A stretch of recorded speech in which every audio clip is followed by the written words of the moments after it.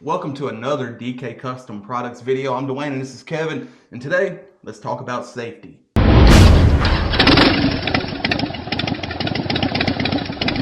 So what we have is we had a guy write in and ask this question on a different YouTube video, and he wanted to know if there's any hotel, motel that are better for bike travel.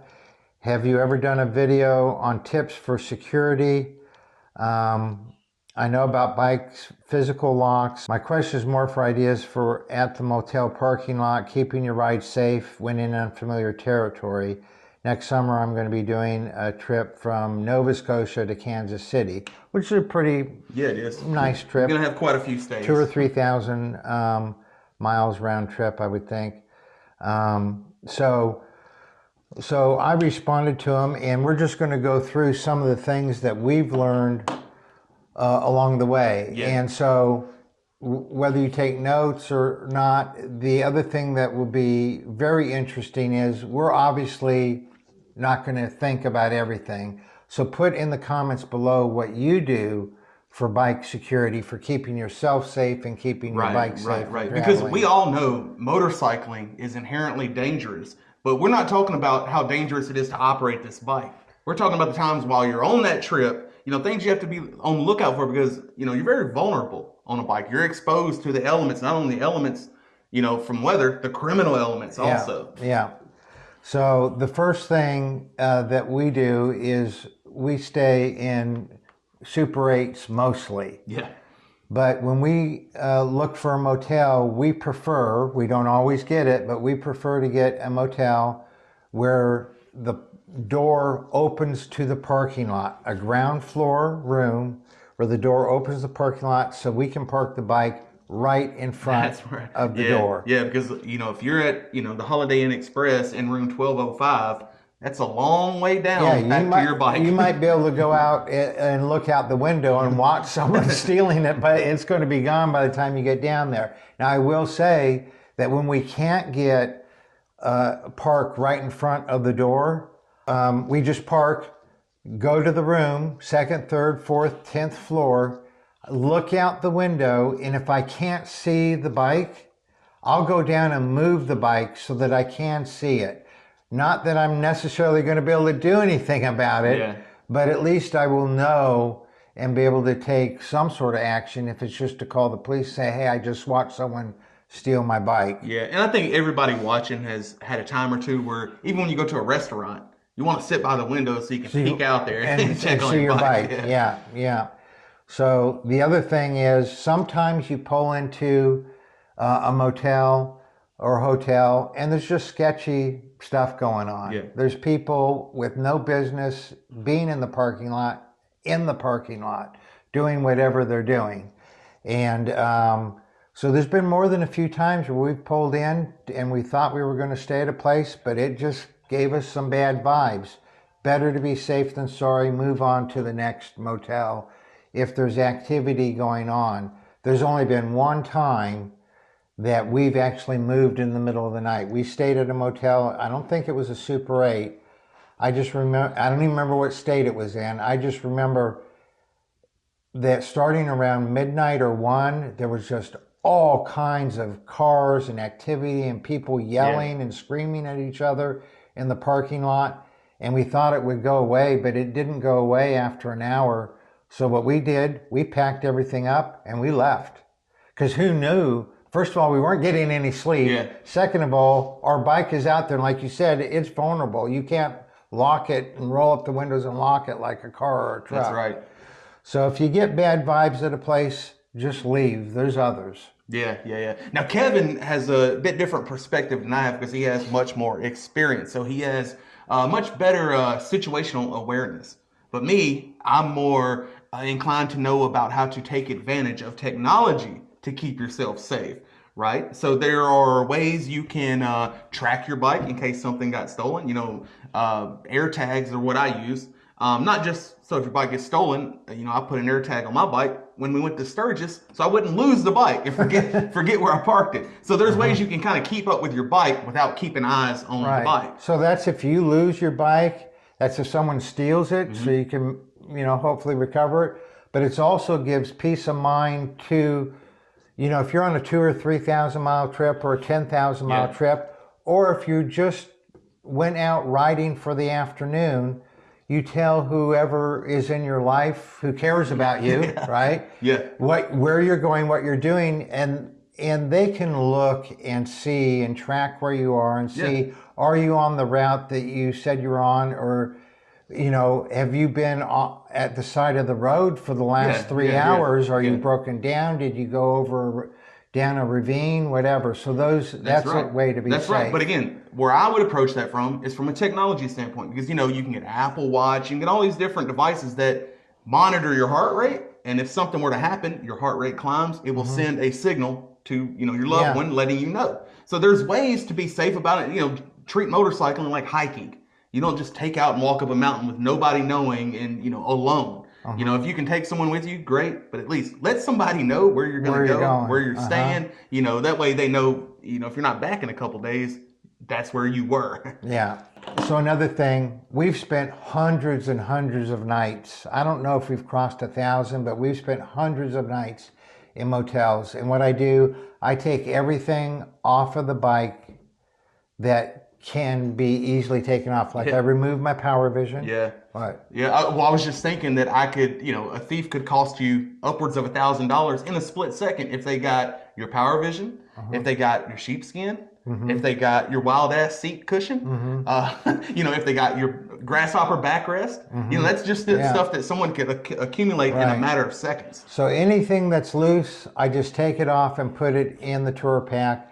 I don't run with the GPS, but a lot of people run with the GPS on the handlebars. Take it off. Like you said, the sheepskin, whatever you have that's loose on the bike that someone could easily just grab as they're walking by, just take it off, put it in your tour pack or saddlebag. Now, I don't just rely on technology. There's also the old school lock, the old lock and key method. And the thing about a motorcycle, unfortunately, is 2 or 3 strong people can load your bike into the bed of a truck. But a lot of people, whether they're thieves or not, tend to avoid inconveniences, and it's very inconvenient to have to cut a lock off. And sometimes you can make it more easy or more difficult. Like, for example, as you see in this picture, they didn't make it very easy to overcome the lock.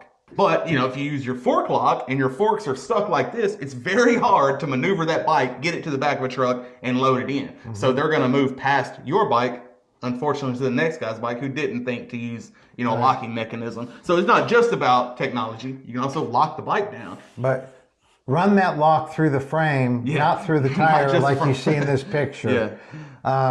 And of course, they make disc locks where you can put a clamp on it so you can only roll it forward or backward a little bit of ways.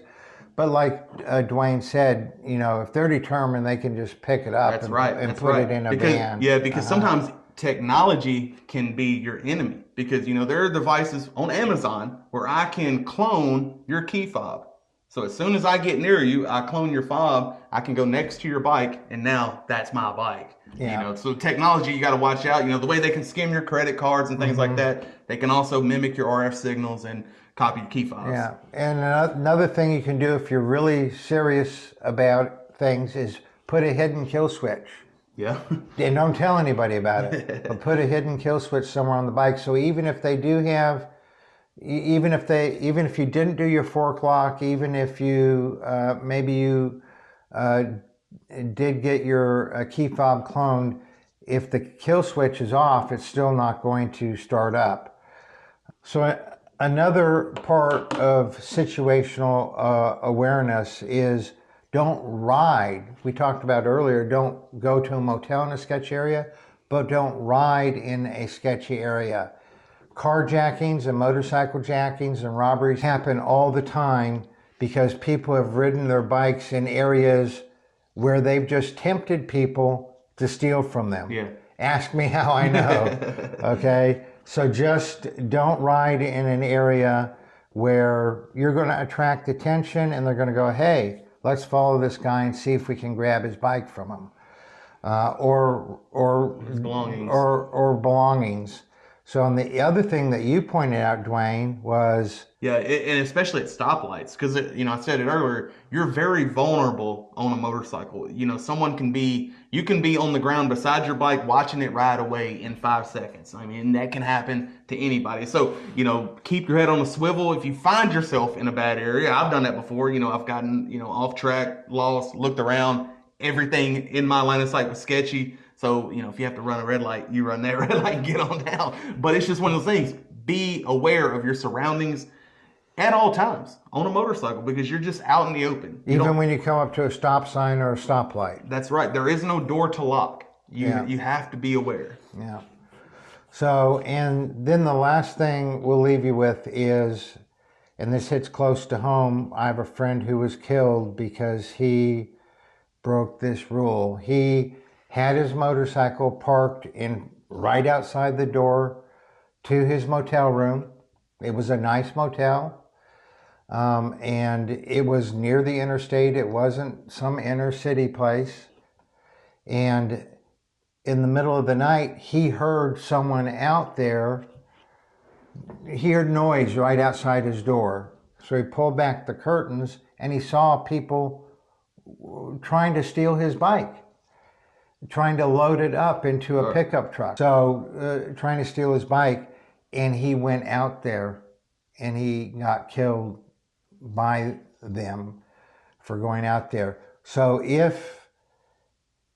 I guess the lesson to be learned is, if someone's trying to steal your bike and you observe it, unless you know for an absolute fact that you can neutralize it, because you don't know if there's a lookout 50 yards away or something.